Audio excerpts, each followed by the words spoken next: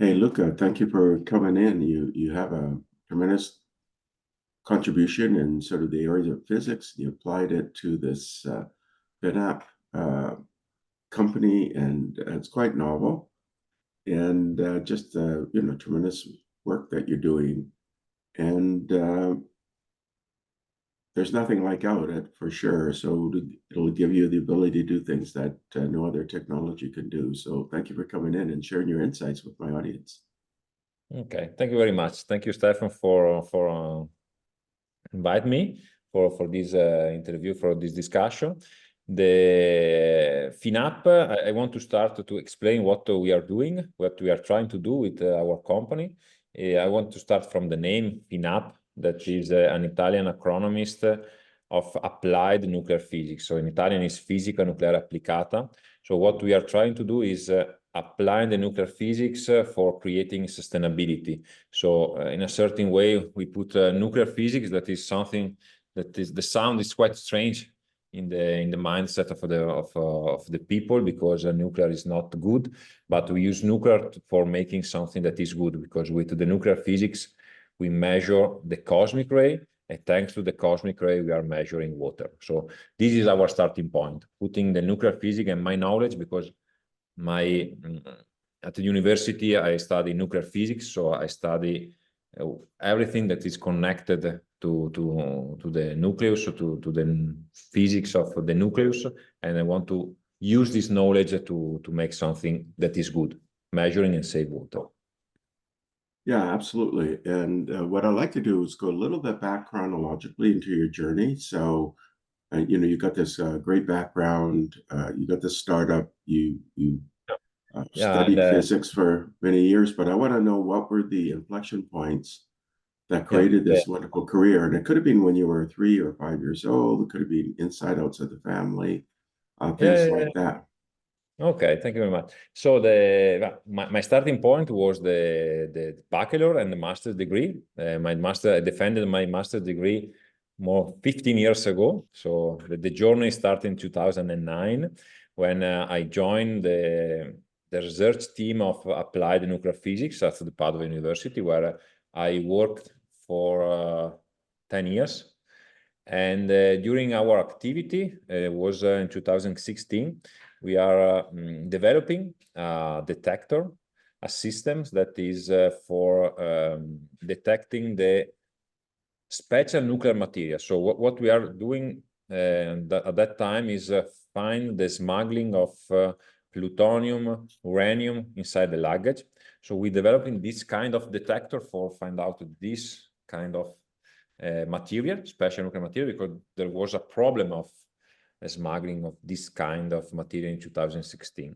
We create this detector, and after that we publish the work as usually do as a researcher.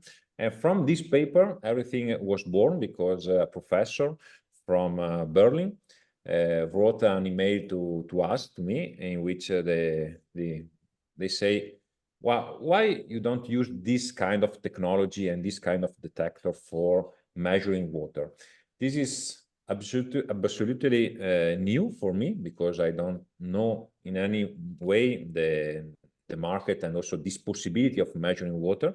So I started to study this kind of opportunity, and I found that the same particle emitted by the plutonium is the water that was heated in a certain way by the cosmic ray emits the same kind of particles. So there is this, our detector that was developed for find out the plutonium can be used for measuring water in the same way. So we modify a little bit the geometry, we modify a little bit the electronic system, but basically the neutrons emitted by the plutonium naturally is the same kind of neutron that is emitted by the water when it was heated by the cosmic ray. This was 2017, and from there we started to make a business plan competition. We started to create the idea of the company. We started to study the market, because one thing is the idea and one thing is to create a business on it. So the first 3 years was devoted more or less to create the business, to create the prototype, to to see if the market is ready for accept this kind of innovation. And this was the journey from 2017 to 2020. From 2020, we started with the capital increase. So we have got our first pre-seed investment, and from which we started the engineerization of the prototype. We started to sell the product on the market. So our journey was started effectively in 2020. From 2020, we grow in a couple of years. And in 2022, we received another 1.2 million of a seed round, which was used for increasing the company. And in the past 2 years, we started to grow as a startup, because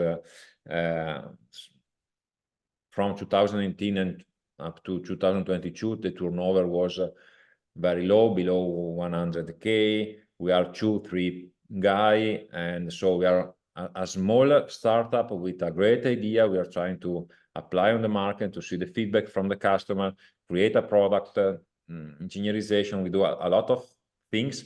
And from 2022, with this second capital increase, we start to create the real company. So it was a quite long journey, because we invented the detector and the technology by chance. Was an email from a professor in Berlin that gave me the idea to develop this kind of opportunity. And this takes a lot of time, because this is a hardware startup, so we not have only software. And for everything that is related to hardware, there is a lot of problems. So you have to test it on the field. You have to wait a lot of time to see if there is if it's working stable for a long period. So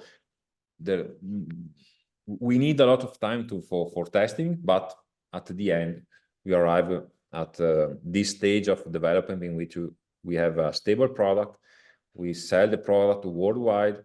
We have 4 markets to apply the product, and we have a lot of beautiful application to save water, from agriculture to water management with the public company and the aqueduct. So we have a lot of beautiful application. We started from managing the water with agriculture. That was our first idea and the first goal.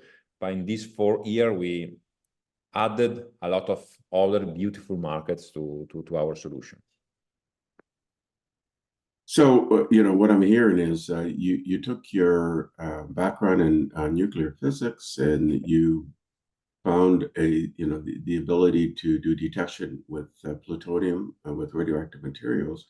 But you also discovered that this could be applied with water, because it's the same kind of detection that's occurring. Yeah. And then you created the prototype to see if you can apply this to moisture detection in agriculture. And now, over the years, you've been building the company. You've gotten a couple of rounds of funding. You've acquired some customers, and you're expanding the areas in which the technology can be used. So initially, you used it in agriculture, but you realize you can use it in other areas as well. So how have you expanded the marketplace of how you can use your technology? Yeah, at the beginning, obviously, we started from Italy, because we have an Italian startup, and we know a lot of the players, of the Italian players for all the markets. And then we started to spread abroad, because in Italy, the market size is not so huge, especially for agriculture. That is our starting point. So so basically, starting from the beginning, we started the startup for operating in the agricultural market, because knowing very well the soil moisture, you can optimize the water use, you can reduce the fertilization, you can increase the crop yield, you can save water and money. So this is our starting point from Italy. And the agriculture market of Italy is quite dishomogeneous and small, because on average a farmer has 2-3 hectares. That is a quite small size of the farmer. So we know that this is not our ending point, and we started to spread abroad. We started going to France, to Germany, to US, to South America, in which the farmer side is bigger, and there is more possibility of using our technology for agriculture. So this is the journey of the agricultural market, because we're starting from Italy, but in Italy there is not so huge possibility like in other countries due to the size of the single farmers. For the other market, we started from Italy because, for example, I want to cite the water leaks market that, in my opinion, is the one with the best potential.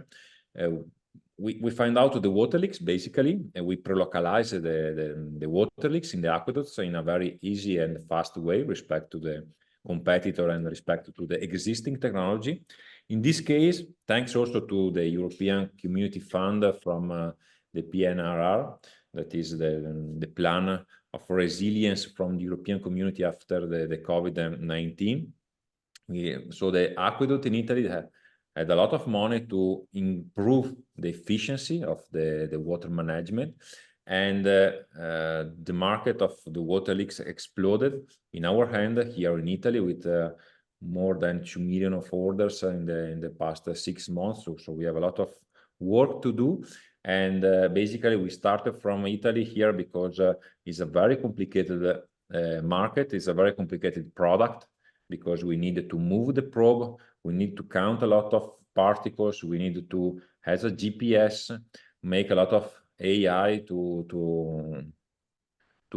get the results. So it's very complicated product. So we want to start from Italy before going abroad. But in this case, we have a lot of requests also abroad because it's a very disruptive technology for find out the water leaks. So also here we participated to some fairs abroad this year, and we have a lot of requests also from Asia and America because there is this need of find out the water leaks and repair the aqueducts in a very fast and easy way. So these two markets, two very different market, different need. One we started from Italy, and we are still in Italy, the water leaks. Instead, the agriculture was started in Italy with no success, and we are now abroad because there is more and more possibility to spread the technology. So depending on the market, we have different strategies for going from Italy to worldwide. So you've expanded from using moisture detection for agriculture to water leaks. Are water leaks, are they for urban environments and municipalities and the water system that are in municipalities? Is that sort of the target? Yeah, municipality are the target, municipality or the entity, public or private, that are managing the pipe of the aqueduct. So in Italy, is municipality, is public company, basically. Abroad is not necessarily a public company, it could be also a private company, but basically is the company that manages the pipes inside the city. So it's a very different market because, for example, just to give you an idea, in Italy, there is 40 players that manage 90% of the aqueducts in Italy. So it's 4 huge company, public company, that manage basically all the aqueducts of Italy. In France, for example, there is 2 company, that is Suez and Veolia, that is the biggest company probably, that manages 60% of the aqueduct. The 40% is something that is related not to a public company, but to the municipality or the town itself, that has to manage few kilometers of pipes for delivery the water inside the small town. And so depending on where we are going, but there is a huge private or public company or that manage the aqueduct. So what we are searching is for we have to apply to the market, but basically it is the municipality, yes. So I guess it's now just a process of market development, right? Business development, expanding to different areas of the world, and both the agriculture, but also in the water detection and water leak marketplaces. Do you see that growing considerably? What kind of income what kind of revenue do you have now, and how do you project your revenue to grow? Yeah, at the moment, probably the turnover of this year, we close around 1.5, 1.7 million, and 70% was done for water leaks. So the water leaks market is very, very explosive and disruptive in this time, and all this money is from Italy.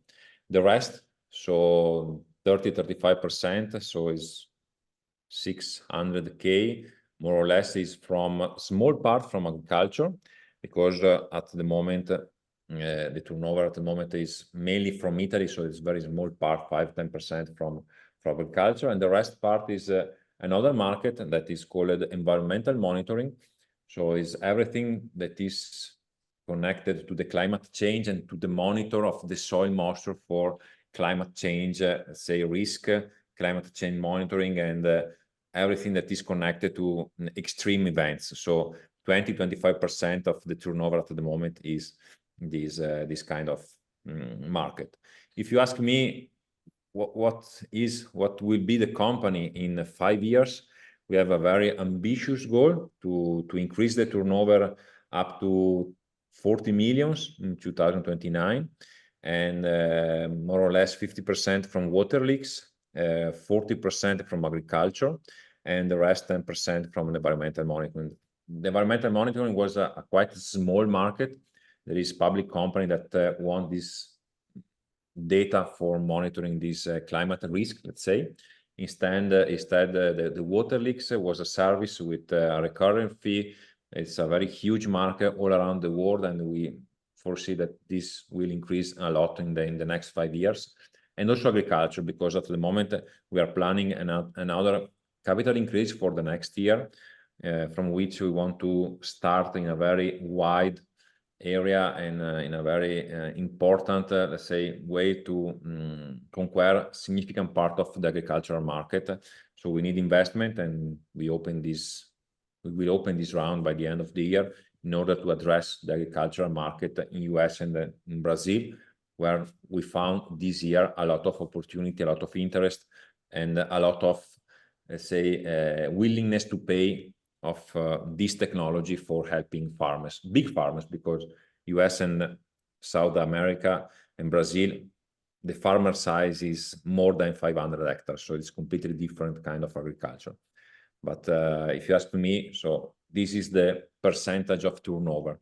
The profitability, if you are asking to me what is the EBITDA of the product, the product is very high.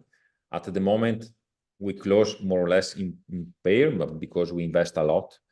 But the profitability at 2029, 2030 probably is greater than 50%, because we are transforming our company into a service company. So we provide the hardware for free, and we are starting selling services.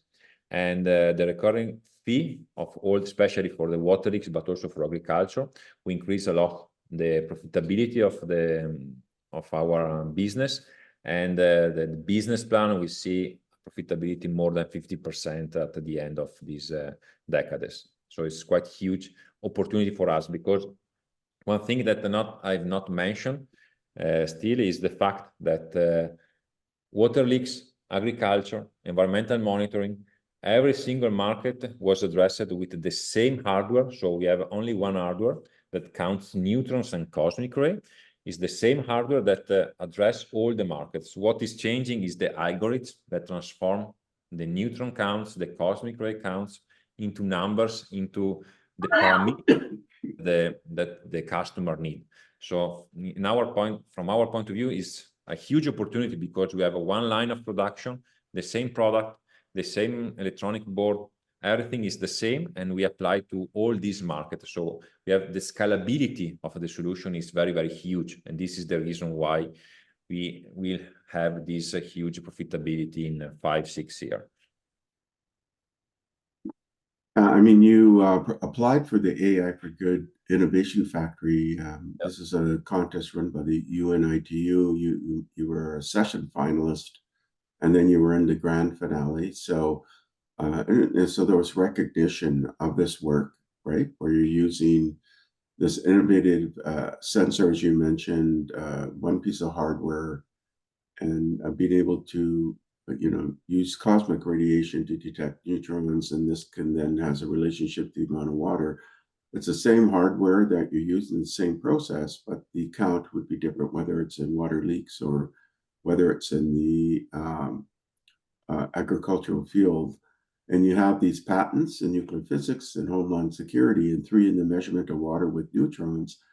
And it's interesting that you published over 50 papers in peer-reviewed journals related to neutron detection and research through non-destructive analysis of nuclear materials, which you're using in this project.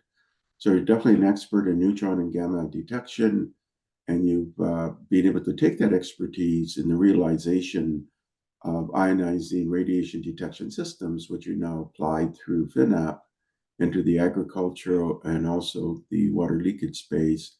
And you see that the water leakage space is actually quite a huge space, and so you're in this journey, and you graduate with honors in nuclear physics at the University of Padova, I should say, and you worked at the Department of Physics at Padua. You defended your PhD there in this related area, non-destructive analysis, and then you were able to apply the expertise in this invention, basically, and you created a commercial entity. So we got your journey now with Finapp and what you're doing with Finapp. Now we're going to shift away and go a little bit earlier. And one of the things that my audience is curious about is you have you graduate with honors in nuclear physics at the University of Padova, back in 2009, and being a researcher in this area of applied nuclear physics. When you were younger, what were the motivations to go into nuclear physics? Were your parents in that area, or no, this is a good question, because when I was at high school, so it means 2003, 2004, my sister studied mathematics at the university, and I love mathematics at high school. But when I saw my sister at the university, I saw that mathematics is too much number, letters, that is nothing that is real. So I decided to start study physics, because it's more real material. You can apply the mathematics to the real world. And so this is my first decision of studying physics instead of mathematics at the university. And when I started using physics and managed physics during the bachelor and master's degree, I saw that nuclear physics, that is probably the part of the physics most related to the real world, because everything was discovered in nuclear physics. Now the mainstream for research in physics was the subnuclear physics, was the CERN in Geneva, the accelerator for find out this new particle of a subnuclear particle, and this is the mainstream for doing research in physics. Instead, the nuclear physics is something that is everything was discovered, and in 2009, 2010, nuclear physics was used to applied technology that was discovered earlier to the real life. So my first project is, for example, find out the radiation in tap water. So we applied our knowledge of nuclear physics to detect radioactivity inside the tap water of the aqueducts. We make this project of X-ray of a huge container. We make this project of plutonium in the luggage. So everything is applied to the nuclear physics, something that was discovered 10 years earlier, to the real life. What is called homeland security. This is let's say the topic is applied nuclear physics to everything that is correlated to homeland security. So it was a journey that is not decided at the high school, and every decision is not for chance, but I want to study mathematics at the university, but I decided to change only seeing what was done my sister, that is too much abstract for my opinion. So I want to jump to physics, and from there I started my journey. At the beginning, when I was a researcher, my goal is to be an assistant professor and make this career of inside the university. And instead, after 7, 8, 9 years that I working inside this group, we saw a lot of every project that we perform inside the university was translated into a company, because we create a product and normally a company bought both these product to sell inside the company. This was the goal of our project in applied nuclear physics. So I started to make in contact with the companies, and I started to love this world of applying something that is say invented inside the university to the real world, make a company, grow the company, and sell the product. And I started to be in contact with this world. And when we have this idea that was disruptive, when we studied the possibility and the solution and the opportunity was disruptive, we decided with our group. So it's not only me, but we are a team of we was a team of 4 people that decided to create Finapp in 2018. So we are the team of applied nuclear physics. We are 4 researchers, and one was go out 3 years ago, but we are still three people, 3 researchers, 2 professors and me, that are the founder, the real founder of Finapp, because we are the group of research inside nuclear physics that we discovered this possibility, and we decide to create the company and make this process of technology transfer from university to the industry by ourselves. Otherwise, what we was doing is created the product, and the technology transfer was done not by us but other companies. So we decided to create our company to make this process of transfer in 2018. With these other two guys, professors from the university. Yeah, I mean, it's a fascinating background, right? You know, graduate with honors in nuclear physics at the University of Padova, but then going into the physics department of Padua. And really, you're a spin-off from the University of Padua, together with your fellow researchers, and really translational research. In other words, taking research and translating it into effective solution. And that's why you've got this growing company. And it's interesting, the patents in Homeland Security, because we're working on the detection of radiation within water, tap water, and things like that. So that would have Homeland Security kind of applications. And of course, you have patents in the measurement of water neutrons, which you're now applying to, with neutrons, which are now applying to your water leakage and also the ag tech field. So it's interesting that everything is in an applied way.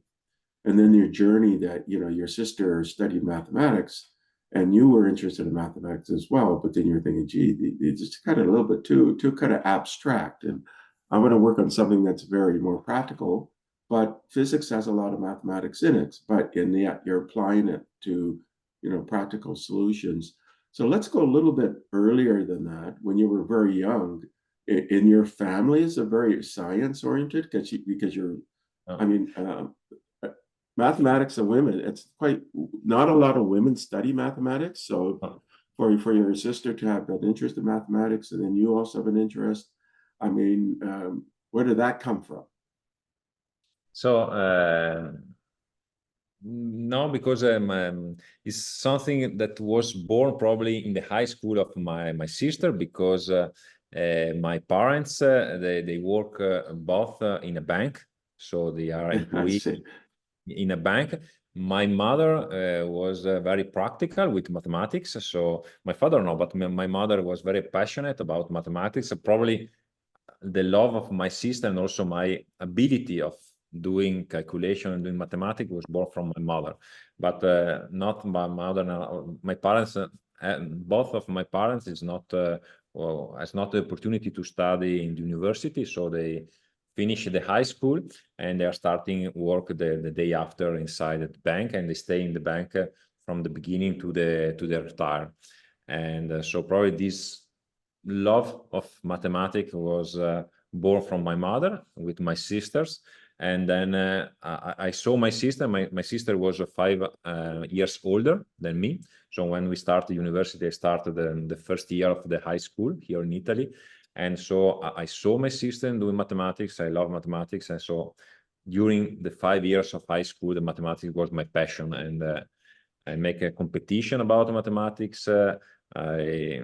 Yeah, it's the only, let's say, topic of high school that I love so much, and so probably is the love for mathematics was from my sister, probably, because we are doing together a lot of joke, playing, and so on concerning mathematics, Sudoku, and whatever one can do for doing calculation and mathematics. So probably is due to my sister these loves of this material. I mean, your parents are in banking, so so you're really your love of really of science, because I would say mathematics is like a field of science. Yeah, It really came from really yourselves, even though your mother loved mathematics as well. But really, it didn't come from your parents. Really, it came from yourselves in your interest in science and a strong interest in mathematics. And I'm just going to delve into the school system in Italy. So you're in high school, you and your sister have a love of mathematics. She's older than you, so you could say you're thinking to yourself, well, it's a little bit too abstract, so I'm going to study physics instead. You have this great career in physics. Yeah. And then when you go to university, I'm from Canada, and the university here is primarily public. In other words, the government basically is the owner of all of the major universities. So it's not like the US where the private ones are kind of very strong. In Canada, the public ones are the strongest universities. And in Italy, I was talking to a colleague of mine, and he indicated that university education is free. So is it free? Yeah, it's free. It's basically free because you have to pay, but it's few thousand euro per year. So it's basically free compared to the US and other state. And also, if you have in Italy, it's called IZ, is let's say a number that in a certain way certify the ability to pay of the parents, and so the money that the family has. And if this index is lower, the university is completely free. Is this low? This index is high in a certain way, you have to pay, but you have to pay few thousand euros, 1, 2, 3,000 euro per year. So it's basically free for everyone in Italy, the university. And there is some private university, there is some online university that you have to pay more money, but is very small, is very let's say, yeah, it's very small entity. That the bigger university and the main university in Italy are free, basically free for everyone. The other thing too, in talking to this colleague, and he's quite a famous scientist now, but it was interesting when you described going to university.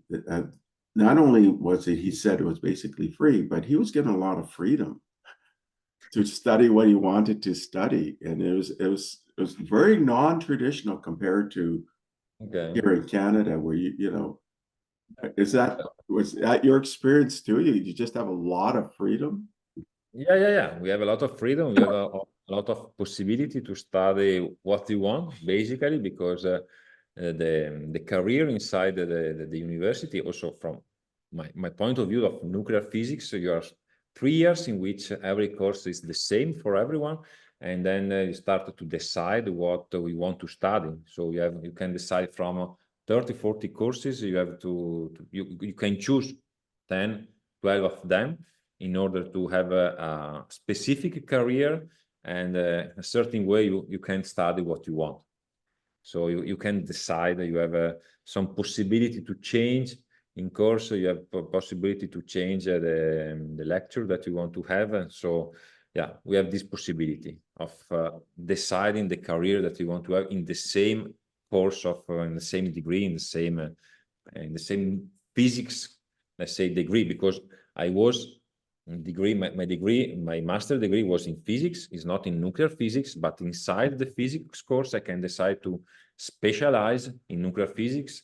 I have done probably 10 courses specialized to nuclear physics, and so you can decide to study what you want, basically. Yeah, I'm just kind of fascinating. So in the US, Stanford ranks #1 in the world, right? So so there's a list of universities around the world produced by PitchBook, and they rank the largest number of founders, which universities they come from.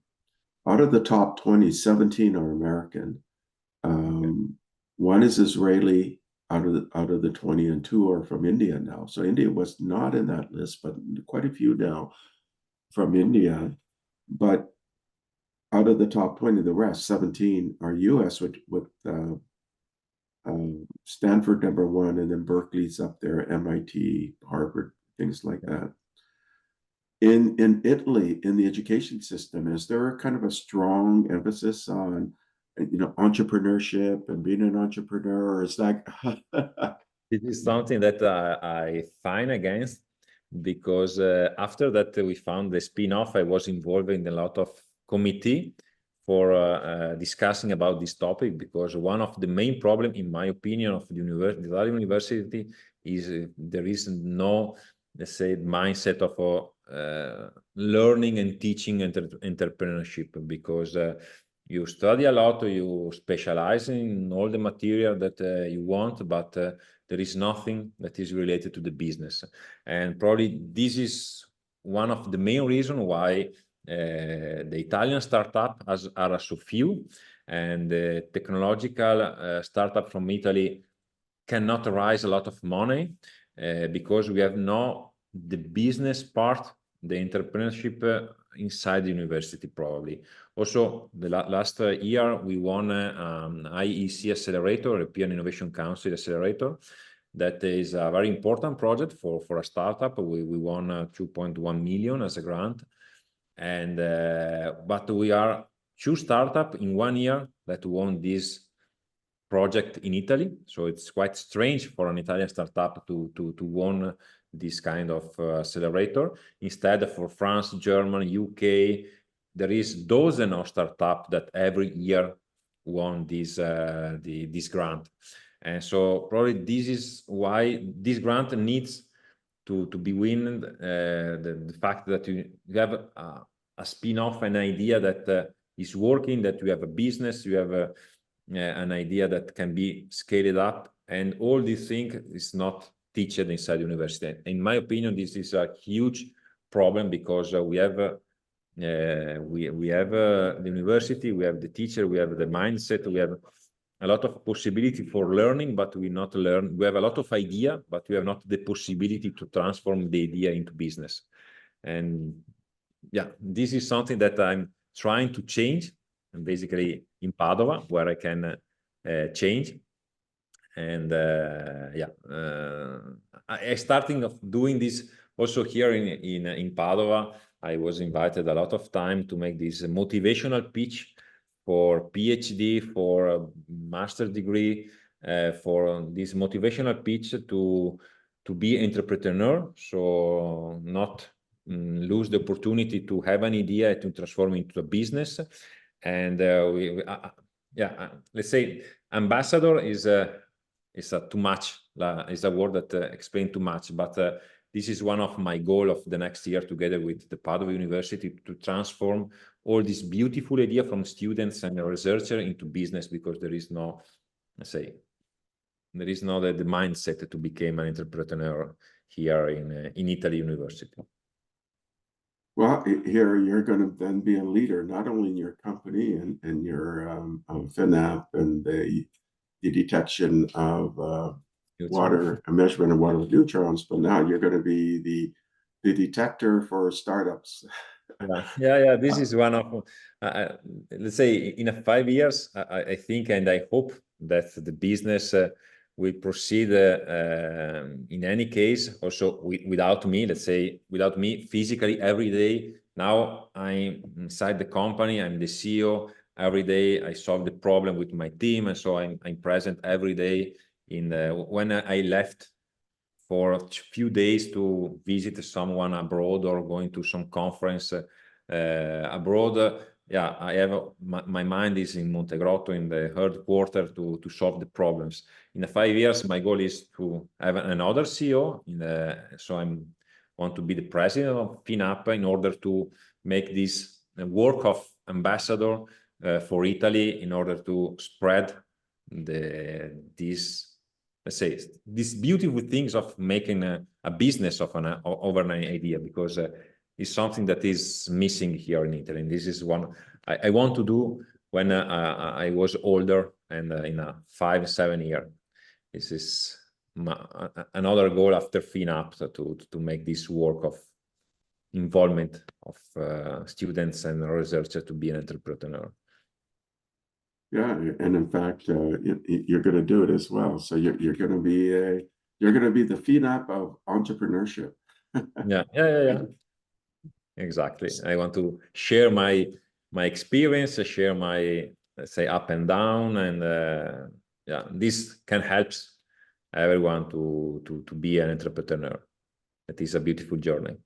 So I just have a few more questions. So, Yeah. I mean, you're an entrepreneur, you came from the research environment, you translated it into an effective solution that's scaling globally, both in the ag space, agriculture space, and also in the water leakage space. So really the urban kind of infrastructure space, right? Because there's a breakdown of infrastructure worldwide. Yeah. In fact, Yeah.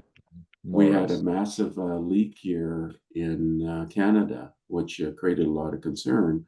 And so now there's a attention going to all of the water systems in the urban centers and making sure that they're strong and monitoring and so on. So it's a huge market, as you indicated, and you're well positioned to take that market in a significant way. So you've been growing this startup. So if you were to give advice to startups, so what would be 5 pieces of advice you'd give? Okay, so the first thing is to be patient, because the plan is not the real life. And also in our experience, what we have planned, we have a plan, and we try to respect the plan. In certain time we reach the goal, and certain time not, but we have to be patient, because you need more than 1 year that your, let's say, work was on the table and the work was done. So be patient. The second is also to be to think bigger, because all the idea when I started 4 or 5 years ago, I was thinking that if I sell 10 probes per year, 15 probes per year is a huge quantity of probes. Now I'm selling 2,000 probes per year, 200 probes per year, but I'm planning to sell 1,000 probes per year the next year. So if I thinking 4 years ago, when I think that 10 is too much, but I thought that you have to think bigger, because you have to plan to scale up, to increase by an order of magnitude every year of selling the probe in our case, but also in selling the software and make everything. And so you have to think bigger also if this seems impossible, because at the beginning when I thought 1,000 probes, in my opinion, was impossible. But in any case, I have the plan to sell in 4 or 5 years 1,000 probes. It is impossible 4 years ago, but now it's not impossible. And this is the second, is things bigger. And other advice for let's say, also don't give up, because certain ways connected to the first point, because before don't give up, another advice, sorry, is to be open for other possibility, to other idea, to be ready for pivoting. In the startup world, the world is pivoting, because we started from agriculture, but if we stopped only in the agricultural market, probably at the moment Finapp is not existing, could not existing anymore, because the farmers is starting very slowly. And so what we have done at the beginning is to hear for another possibility and starting thinking another application. And every year I inserted another market inside the company. I diversified our possibility. And so if one market, in our case, the farmer, is too slow for growing the company in the speed that we are growing now, I have other market that a certain way give us the money, the cash flow to increase our business. So also this case, not be afraid to change, let's say, the application, to change the market, to insert new product, new market, and new possibility in your business, because otherwise probably we were dead 3 years ago. So this is, and also don't give up, because the farmers, if I saw the farmers of the first result from the water leaks was a disaster, and if I stop it there, probably also the company stop there. But we have to be more patient. We have to continuous operating, to continuous improving, to hear about the feedback of the customer, if it was good or not. But we have to continuous believe that your solution will solve all the problem, and at a certain moment probably you reach your goal. So don't give up if you have a poor result at the beginning, nothing is working, the customer feedback is negative. Don't give up, because use this feedback for growing and increase your product. And probably that's all. This is more or less the 4 advice that I want to give to new entrepreneur. I can't not hear you anymore. So that's really good advice that you gave to the audience. I would kind of summarize it. You got to be really agile and resilient. Yeah. And Right. you got to be agile willing is to, the right word, yeah. As you indicated, you got to pivot. So pivoting is part of that. And part of that, and the resilience part, is not giving up. And you're always looking, thinking outside the box. So you got to make sure that you don't just confine your thinking to where you are, but you got to think in bigger terms as well of where you could be.